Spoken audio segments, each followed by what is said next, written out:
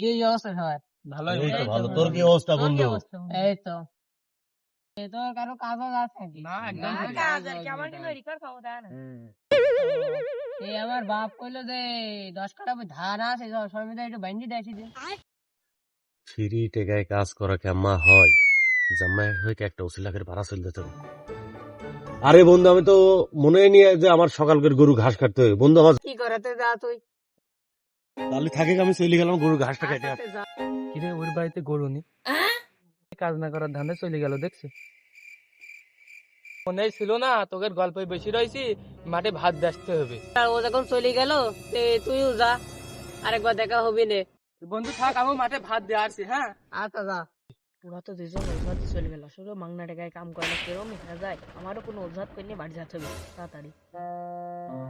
আরে বন্ধু, আমার তো মনেই নেই আজকে হাটবার, আমার তো হাট করতে হবে, নাহলে তো আব্বা আমাকে থাপ দিবি না। তোরা থাক, আমি চলে গেলাম। আচ্ছা যা। আচ্ছা বন্ধু, চলে গেলাম। তে সবাই তো চলে গেল, তুই আর কি করবি? তুই কি চলে যাবি নাকি আমার সাথে যাবি? হয়তো চলে গেল, আমি আর একা থেকে কি করবো? আমার খাটতে হবে বেশি, যে কোনো ভাবে চলে যেতে হবে। বন্ধু, আমি না সারা রাত ঘুমাইনি, আমিও চলে গেলাম বন্ধু। আমার একা থেকে আর কি করবো?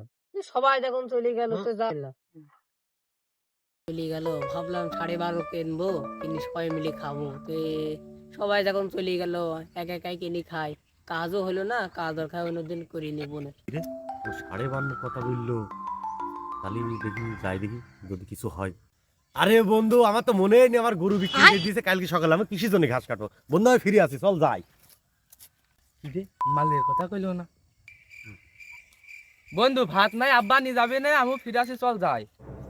আরে বান্দর কথা কইলো মনে হচ্ছে, যাই আমু যাই, এক টান পালি ভালোই হবি না। আমার তো মনেই ছিল না, আগের হাটে 2 তলে বাজার করেছি, এই হাটে বাজার না করলে কিচ্ছু হবে না। বন্ধু আমি ফিরে আসছি, লাইন কর।